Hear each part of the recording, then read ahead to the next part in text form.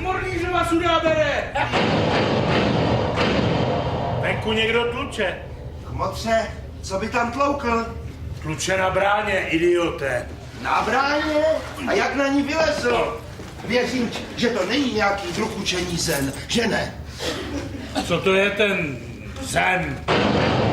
To je jedna z vedlejších sekt filozofického směru, rozšířeného především v pootočném klači.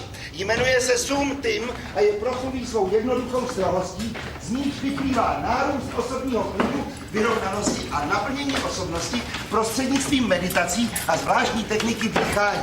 Jedním z nejzajímavějších aspektů této filozofie je kladení otázek na pohled nesmyslných za účelem rozšíření bran celkového vnímání.